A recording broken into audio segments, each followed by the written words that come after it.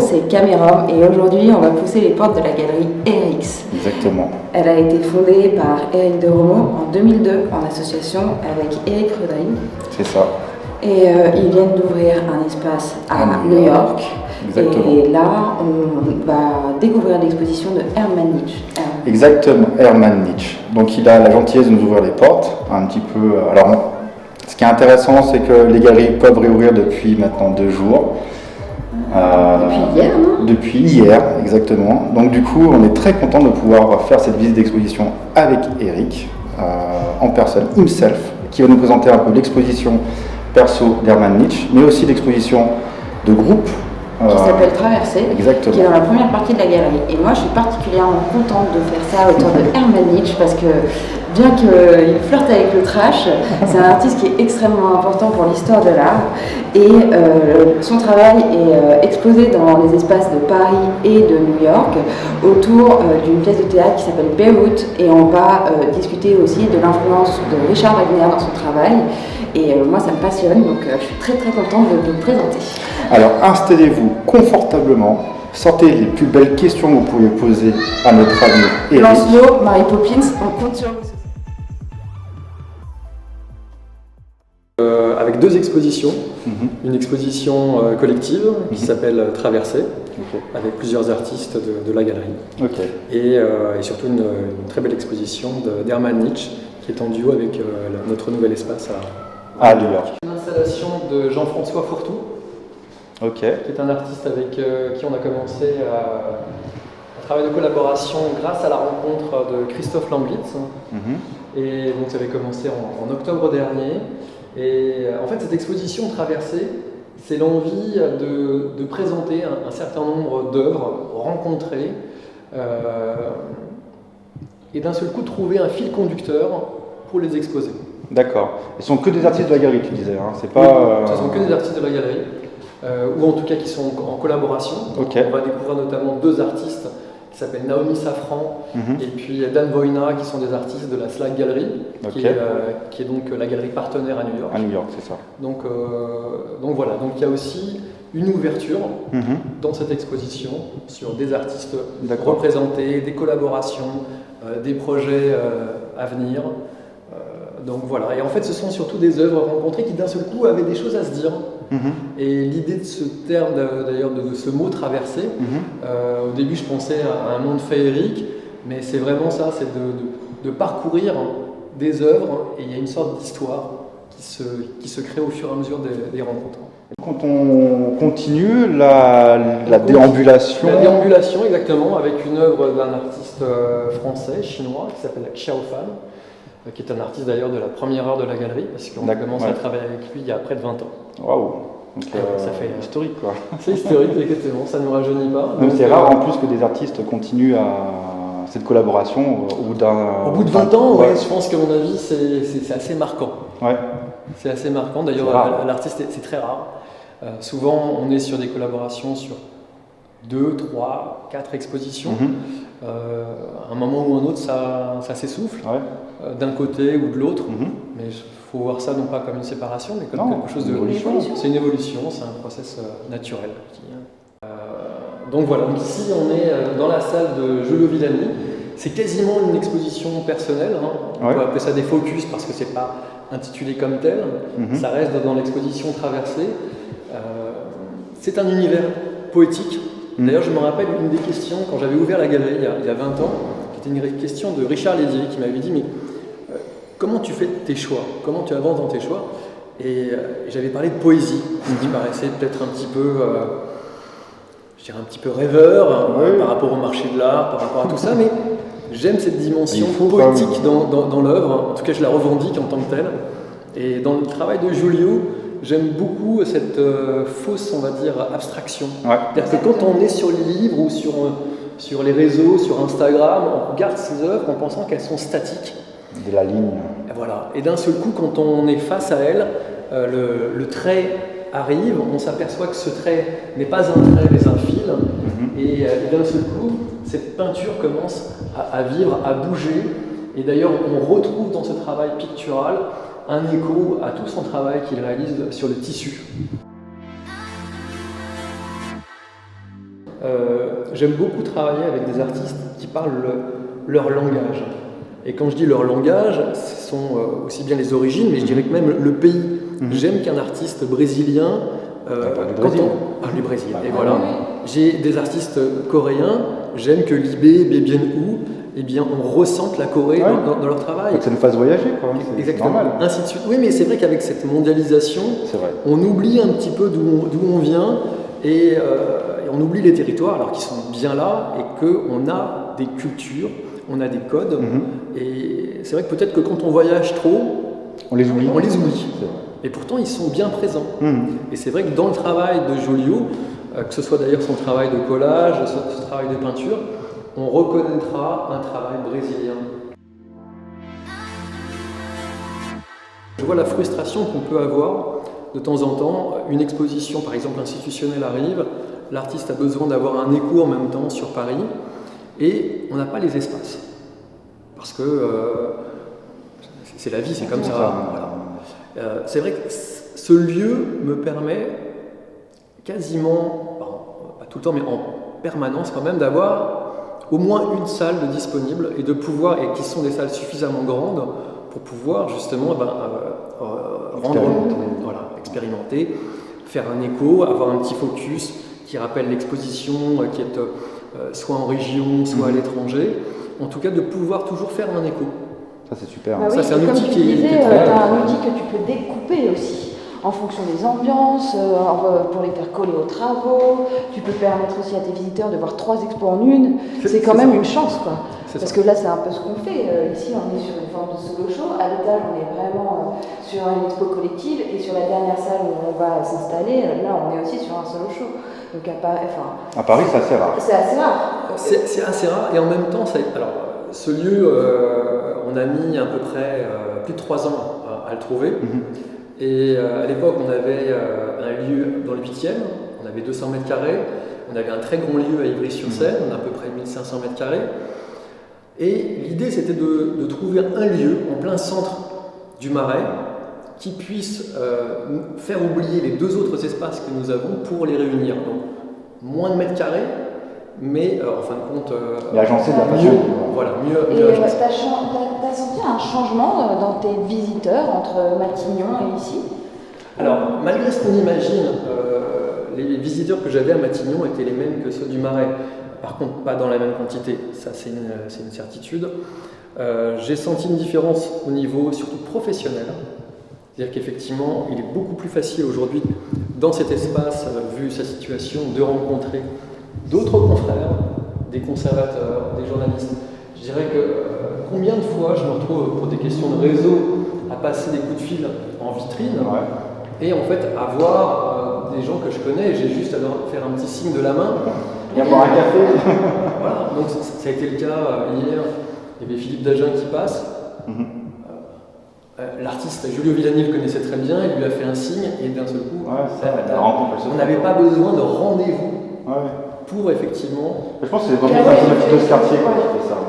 Ça crée une spontanéité dans la rencontre. Je suis arrivé il y a 3 ans et demi, ça a changé ma vie. C'est-à-dire que ce que je disais à mon associé, je disais, mais Eric, depuis on a ouvert ici, c'est une nouvelle vie. Pour moi, c'est comme si on avait ouvert une nouvelle galerie. Carrément.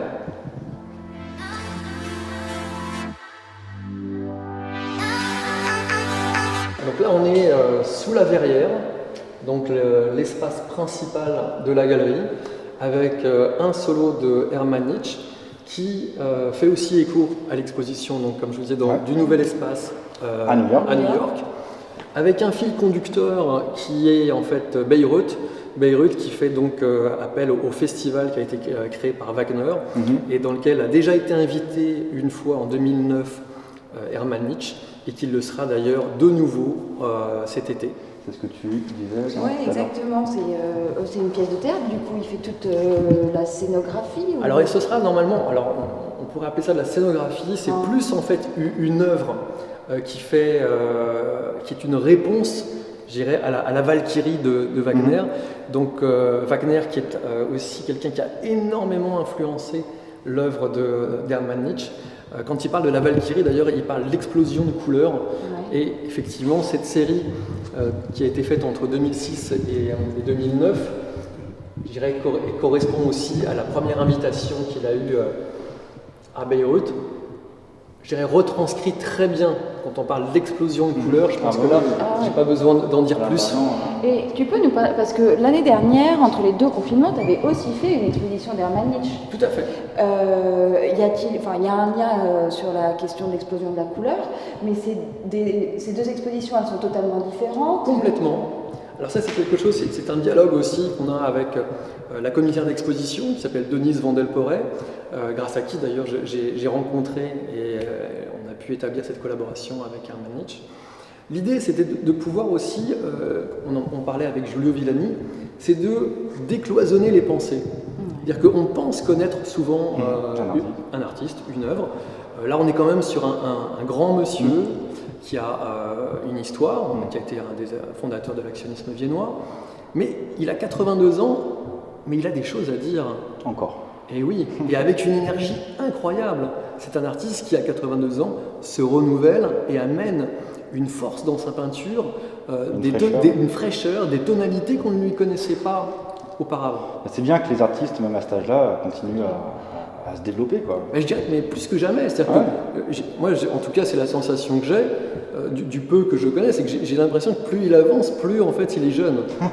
et c'est ça qui fait plaisir, et c'est ça qui donne aussi envie en tant que galeriste de montrer ses pièces et de donner une visibilité. Donc il y a d'autres projets institutionnels qui vont venir par la suite.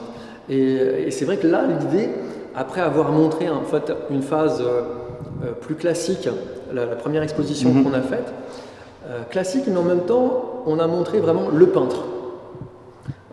Chose qu'on ne montrait pas auparavant. Qui a d'ailleurs été, juste avant, il y avait une rétrospective qui, pour la première fois, montrait vraiment le Nietzsche peintre. D'accord. Chose qu'on a du mal à imaginer parce qu'on est tout le temps dans ses actions. Et là, on est vraiment dans la peinture. La deuxième exposition était quasiment une sorte d'hommage à Monet. Donc là aussi, on ne l'attendait pas, ce rapport à la nature. Et là, quelque chose qu'on connaît, mais qui est là collé directement, c'est ce rapport à l'opéra. L'opéra, qu'est-ce que la musique a amené, comment est-ce que cette musique a influencé son travail, comment est-ce qu'elle l'amène à créer. Et dans effectivement, dans cette série-là, on est vraiment sur le sujet. Mais d'ailleurs, ça relie le fait de travailler sur la question du théâtre, ça relie aussi ces problématiques des années 80, parce que quand l'œuvre d'art était le résultat d'un rituel qui était quasiment très théâtral. Aujourd'hui, sur des pièces comme ça, il y a tout un rituel de peintre aussi, ou pas du tout? Il y a toujours. D'ailleurs, c'est vrai que certaines séries ont été réalisées à travers des actions. Aujourd'hui, même toutes les séries qu'il réalise, pour lui, sont positionnées dans une action. Même si elles ne sont pas forcément mises dans le cadre d'une grande action faite sur plusieurs jours, réunissant des acteurs de la musique, réunissant les différents sens, avec aussi du sang, du faux sang. Bon. Donc, l'idée, c'est vraiment de pouvoir montrer et de faire comprendre qu'effectivement, on est face à un artiste qui est un artiste lié à ce qu'on appelle l'art total. Et je pense que c'est un des rares artistes qui a cette capacité à pouvoir travailler et s'influencer de textes, de philosophie, de peinture, de théâtre, d'opéra. Et donc voilà. Le rôle aussi du galeriste, eh bien, c'est aussi de montrer toutes ses facettes. De montrer ses facettes, c'est vrai. Donc, quitte à en choquer quelques-uns, parce qu'effectivement, oui, mais c'est pas ce qu'on attend de Nietzsche. Oui, mais justement. Mais est-ce qu'on attend quelque chose? Exactement. Est-ce que toi, il y a une pièce qui t'affectionne plus? Alors, c'est un peu compliqué comme question. Disons que je dirais que dans chaque lieu, on a des murs qui sont des murs porteurs, des murs importants pour bien montrer le travail.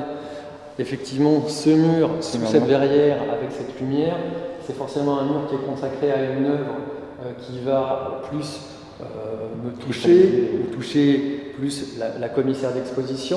En tout cas, c'est un dialogue, et celle-ci est très représentative à travers ce flot de couleurs, ce flot de peinture. En même temps, on retrouve l'expression, les signes des pieds, qui montre effectivement qu'on est dans une action, donc que des gens ont été amenés à marcher sur ces morceaux de toile. Voilà, et puis il y a ce déferlement, cette luge. Il ne faut pas oublier, et moi c'est une des choses que j'aime le plus dans le travail de Nietzsche, c'est sa dimension cathartique. Donc l'idée de pouvoir rentrer dans son œuvre et effectivement d'être nettoyé à travers les actions qu'il réalise, mais aussi bien à travers le fait de traverser son œuvre. Grâce à Denise Vandel, qui est une amie critique d'art et surtout critique d'opéra, on a une conversation sur effectivement des artistes que l'on pourrait montrer ensemble. Et à l'époque, elle m'avait parlé d'Hermann Nietzsche et je ne pensais pas être capable de pouvoir faire quelque chose. Parce que la rencontre avec un artiste, c'est pas le tout de l'aimer, c'est de savoir ce qu'on peut apporter. Qu'est-ce que l'on peut faire? Et quand on est face à un maître, à un monsieur de cette importance, qui a déjà eu des expositions majeures dans des grandes institutions, on se dit qu'est-ce que je peux apporter? Et donc ça demande un petit peu une certaine réflexion parce que exposer, tout le monde peut exposer. Je veux dire, c'est pas. Oui, des lieux, il y en a. Sur le principe, voilà, ouais. On a des murs blancs, on s'est accroché, voilà. Mais je dis toujours, la problématique, c'est après. Oui, on monte l'exposition, mais qu'est-ce qui va se passer après? Qu'est-ce qui en déroule? Voilà. Et donc, il faut trouver des chemins.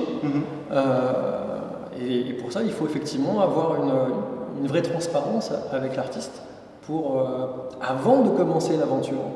Parce que c'est comme une sorte de... C'est pas un mariage. Non, c'est un vrai partenariat. C'est un partenariat, voilà. Je dirais que c'est facile de se dire oui, j'aime ton travail, faisons une expo. Non, ça implique beaucoup plus que ça. Ça implique beaucoup plus que... bien sûr que ça implique des ventes, mais quelle est l'histoire? Ça, c'est l'accompagnement. Où va-t-on? Voilà. Et ça a été compliqué du coup je ne sais pas si c'est la question que tu avais posée, non. Est-ce que ça a été compliqué de le convaincre, de t'accompagner dans ce projet? De le convaincre, pareil, je pense que c'est une rencontre. Là, il y a quelque chose de physique qui se passe, avec, on sent si l'autre laisse rentrer dans l'univers. Et puis moi, je voulais être sûr qu'on soit sur la même longueur d'onde. Est-ce qu'on se comprend bien? Est-ce que j'ai pas mal interprété? Et moi, d'ailleurs, une des premières questions que j'avais posées à Nietzsche, je lui dis, mais moi, ce qui m'intéresse, c'est votre travail de peintre. Et est-ce que quand je vous dis ça, est-ce que c'est une hérésie ou pas? Et pareil, j'avais vu plusieurs de ses œuvres. Je trouvais qu'il y avait des corrélations, en tout cas, il y avait des échos, des hommages à Monet. J'avais envie de savoir si je racontais des bêtises. Si tu avais bien compris son travail. Donc, après, moi, dans la plupart des collaborations, j'y vais pas en disant oui, bonjour, j'aimerais travailler avec vous. Je suis toujours accompagné d'une personne de confiance qui connaît l'artiste. Parce que je pense qu'on a besoin aussi d'ambassadeurs, de décodeurs, de gens de confiance. Et effectivement, dans ce cadre de collaboration avec Hermann Nietzsche, Denise Vandel a fait ce travail de lien. C'est-à-dire qu'elle m'a permis de pouvoir avoir déjà un regard de confiance. Ce qui a été le cas aussi avec notamment Philippe Séclier, la collaboration avec Raymond Depardon. Voilà, ce sont des gens qui ont une histoire. On peut pas, je ne vais pas m'improviser en un mois en expert de Nietzsche, ni en expert de Raymond Depardon. Donc il faut qu'il y ait des gens qui soient là, qui eux connaissent bien l'univers, qui me connaissent bien aussi, et qui vont faire qu'on va pouvoir se réunir et créer une histoire ensemble. Alors là aussi, ça va faire bizarre, mais j'ai jamais voulu être galeriste. On va mal commencer. Je crois que d'ailleurs, c'est peut-être je me rappelle quand j'ai étudié l'histoire de l'art, s'il y avait bien un métier qui ne m'intéressait pas, c'était celui de galerie. Et pourquoi? Parce que je le trouvais figé, je sais pas, c'était pas quelque chose. Moi, ce qui m'intéressait, c'était. Je voulais monter une revue, ce que j'ai fait d'ailleurs de 95 à 2000 sur Internet. Mais non, je sais pas, c'était quelque chose que. Je trouvais que c'était trop fermé. J'avais trop envie de faire plein de choses. Quand je suis arrivé à l'école, à l'ICAR, j'avais 10 projets en tête. Donc je me suis dit, oui, non, je sais pas, galeriste, non. Du coup, monter des expositions, oui. Oui, d'accord. En fait, moi, ce qui m'intéressait, c'était de pouvoir rencontrer des artistes et faire des choses avec eux. C'était le côté mercantile, peut-être, qui te rebutait un peu? Alors ça, en plus, j'étais vraiment pas bon du tout. Donc, déjà, je pense que le côté vente, c'était quelque chose de surréaliste. Ouais. Je crois que j'étais vraiment dans ma bulle. Donc, j'étais un grand rêveur, un idéaliste. Et j'avais envie de... Ouais, quand j'étais étudiant, j'avais envie de changer le monde avec l'art. C'est bien, c'est ce qu'il faut. Et c'est ta rencontre avec Eric Rodrigue, du coup, qui t'a décidé... Complètement, j'aurais pas rencontré Eric, je ne serais pas galeriste aujourd'hui. Donc Eric Rodrigue, mon associé, grâce à qui j'ai pu faire monter cette aventure avec lui, en fait, a acheté mon CD-ROM à la FNAC. À l'époque, on parlait de CD-ROM. Je suis désolé, il y a des gens qui vont... Tu ne sais pas ce que c'est qu'un CD-ROM. Ils vont se dire, mais c'est quoi? Ils vont regarder CD-ROM. DVD-ROM. L'ancêtre du DVD. Voilà. Et donc ça, c'était un objet que j'avais mis à 5 ans à réaliser. Et à l'époque, on avait déjà, mes partenaires m'avaient suivi, et on avait déjà monté un début de revue d'art contemporain lié au CD-ROM. D'accord. Voilà. Et donc Eric a acheté mon CD-ROM à la FNAC. Le CD-ROM était relié à une plateforme avec une mini-revue et une partie conseil. Et c'est comme ça. Au début, j'ai été le conseiller d'Eric Rodrigue pendant 1 an et demi. Et puis voilà, les choses faisantes. La vie, le krach boursier aussi. Ah ouais, c'est vrai qu'on est passé par là. A fait que on est passé à ce projet-là. Mais c'est vrai que voilà, ce sont des rencontres. Des rencontres, des envies de faire, des envies de bien faire, ce qui est le cas aussi avec New York, parce qu'il n'y aurait pas eu cette rencontre avec Irina Protopopescu, la galerie Eric à New York n'existerait pas.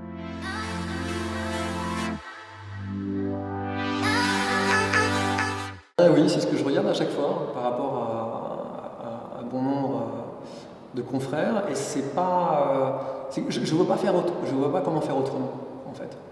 Parce que là vous êtes nombreux quand même à bosser ensemble ici dans l'équipe? Aujourd'hui j'ai 4 collaborateurs, d'accord. Ce qui commence à faire, mais en même temps on est ce qu'on peut appeler une galerie de taille moyenne. Donc, parce que la plupart des galeries, en fait on est en entre-deux, ce qui est assez rare. Souvent en fait les galeries c'est 1-2 personnes. Et après, effectivement, on est sur des grosses galeries qui vont de plus de 20 à 100, voire plus. Moi, j'aime bien ce modèle de taille moyenne parce qu'elle amène beaucoup de flexibilité, à condition de ne pas avoir trop d'artistes. Ouais. Et c'est pour ça qu'effectivement... Une sélection assez courte. Assez courte, ouais. Et derrière, qui me permet effectivement de beaucoup plus...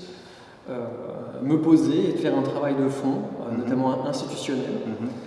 C'est une des caractéristiques de la galerie, c'est effectivement de pouvoir trouver des collaborations avec des musées, des fondations, des châteaux, des centres d'art, en France ou à l'étranger, surtout en France, parce qu'effectivement, les réseaux sont longs à mettre en place. Quand on dit réseau, il faut faire attention parce qu'on dit réseau copinage. Non. Le réseau, c'est tout simplement trouver des personnes qui sont sur la même histoire. Et qui ont envie aussi d'avancer dans le même sens. Exactement. Donc, et c'est vrai que quand on trouve des personnes avec qui on a cette entente, si on s'entend, c'est parce qu'on a le même langage, c'est-à-dire qu'on a la même envie de s'exprimer à travers des artistes que nous avons au fur et à mesure du temps en commun. Et donc on peut appeler ça des valeurs, je ne sais pas, mais en tout cas, on a une histoire, on a un langage, voilà. On a un langage, et c'est vrai que comme ça, j'ai fait 5 expositions avec Laurent Tegui au Musée d'Art moderne de Saint-Étienne. Voilà, Laurent, au fur et à mesure du temps, oui, c'est devenu un ami, comme Chantal Collot-Dumont au Château de Chaumont, comme Sophie Macariou au Musée Guimet. En fait, c'est un projet qui en amène un autre. Et puis après, ce sont des échanges. Et ce qui est intéressant, c'est que ce ne sont pas des one-shots, parce que la plupart du temps, c'est comme ça. Tu as une galerie qui va faire un coup d'éclat dans un musée avec un artiste, et après, terminé, plus rien. Ouais. Mais alors ça, moi, ça pour moi, en fait, c'est terrible le one-shot, parce que pour moi, c'est du temps perdu. Ouais. C'est tellement bon de construire avec des gens qu'on apprécie. Je suis d'accord. Ouais. Ça, et c'est tellement bon de pouvoir avoir des endroits où on a de l'écho. C'est-à-dire que, tiens, j'ai pensé à cet artiste, qu'est-ce que t'en penses? Oui, il y a un vrai échange. Est-ce que je me trompe? Et là, il se passe. Voilà. Et c'est ça qui est intéressant.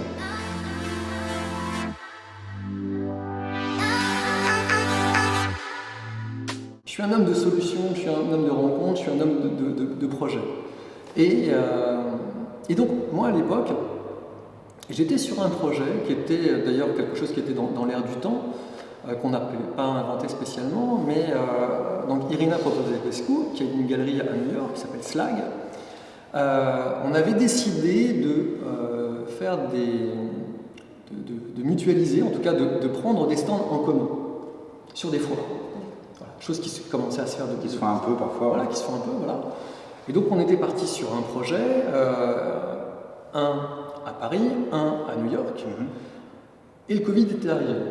Et tous ces projets-là ont été repoussés, voire annulés. Entre-temps, Irina découvre, elle était en train de chercher un nouvel espace, et elle signe un espace fabuleux, près de 300 mètres carrés, à Chelsea, en face de Sbirner. L'endroit qu'il faut. Le lieu. C'est-à-dire que moi, ce que j'avais mis 3 ans à trouver, voire 17 ans à trouver, elle avait cherché plus longtemps que ça, mais en tout cas, elle l'avait en main. Et ce confinement, ce qu'il a fait, c'est quoi? Il nous a tous ralentis, donc il nous a permis aussi de pouvoir prendre le temps de discuter. Vous dire comment est-ce que le projet est arrivé, comment est-ce qu'il s'est dessiné, j'en suis incapable. C'est juste qu'il y a un moment, il y avait cette évidence de collaboration entre la galerie Slag et la galerie Erickson. Comment ouvrir à l'étranger quand on n'est pas de là-bas? Ah oui, c'est surtout à New York. Je veux dire, on est... le français à New York, c'est quoi? Ouais, t'es personne quand t'es là. T'es moins que rien, même. Donc, je pense que la moindre des choses quand on va sur un marché, c'est de le respecter et c'est d'avoir la chance de trouver une association qui, elle, est sur place. Encore une fois, un interlocuteur qui t'intègre dans un... Il faut, voilà, t'as besoin d'un ambassadeur. Comme quand tu rencontres tes artistes. C'est ça. Je pense que... et puis, il faut avoir beaucoup de... Tu déroges pas à la règle, quoi. Non, mais faut avoir de... C'est ambitieux et en même temps, c'est humble. Ouais. C'est l'envie de faire grand, mais tout en sachant que... on fait rien seul. On fait rien seul et qu'il faut du temps.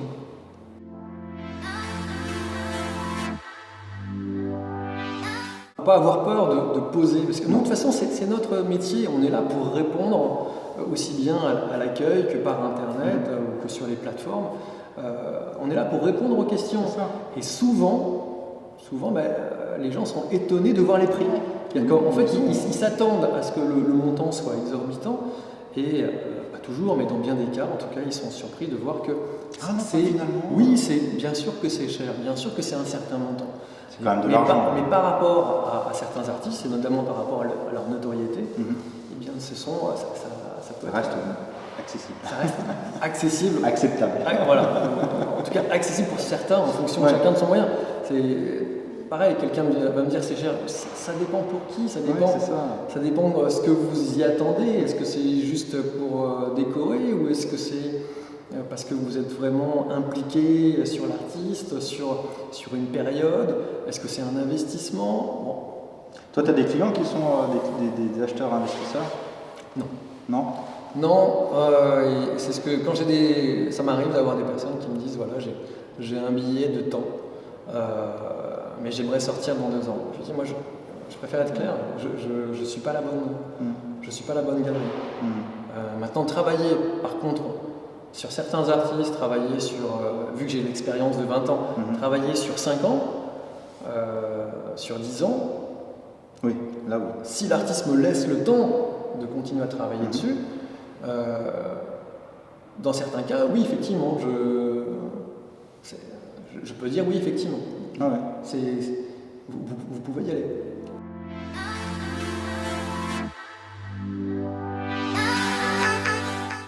Souvent, ces personnes qui me connaissent bien parlent de ma lenteur.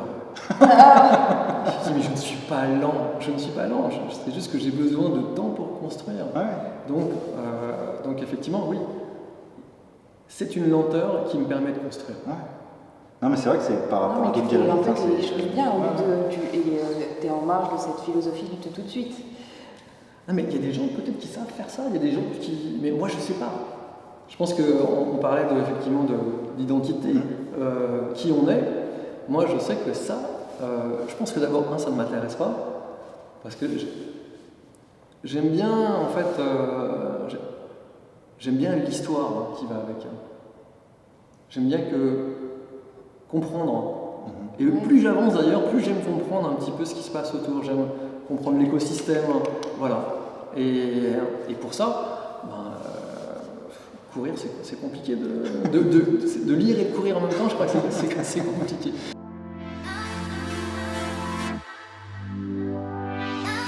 Ça, c'est une création de Isabelle Louis, qui est une amie, qui a eu cette idée. Pourquoi? Parce qu'en fait, on est 2 Eric. Et donc, Eric Rodrigue, mon associé, donc Eric au pluriel, ça fait Erix. Et après, le hasard, qu'on n'allait pas appeler la galerie Erix, Eric avec un S. Et le hasard de la vie fait que Erix, mon associé s'appelle Rodrigue, ça commence par un R, mon nom c'est 2 mots, ça finit par un X. Donc tout était dit, quoi. Voilà. Mais ça, c'est le hasard.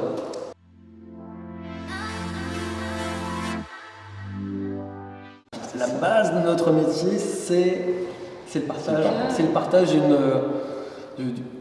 d'une rencontre, d'un artiste, d'une œuvre. Voilà. Et puis ça fait un effet papillon sur on n'a pas forcément les mêmes affinités esthétiques, et échanger autour de ça, c'est parfois passionnant, parce que personne ne voit la même chose finalement. Exactement. Et laisser libre cours à ses émotions, c'est pas évident. C'est ça qui, moi je trouve ça, c'est ça qui me passionne aussi, quoi. Dis-moi, je vois là sur ta veste là. Petite tache. Ouais, t'as une petite liseré verte, c'est chevalier. Chevalier des arts et des lettres. Waouh, Mazette. Ça, c'est un grand honneur. Un grand honneur, ouais, que j'ai eu le droit de vivre il y a 3 ans, grâce à un ami, un grand ami, Henri Van Mel, qui effectivement a défendu. Voilà. Donc, et c'est vrai que pour moi c'est un grand honneur parce que le rapport à la France, le rapport à la culture, aux artistes français, peut-être que je défends un petit peu moins ces derniers temps parce que la galerie s'est internationalisée, mais a toujours été très très important. Et quand ce n'est pas les artistes français, ce sont les institutions françaises.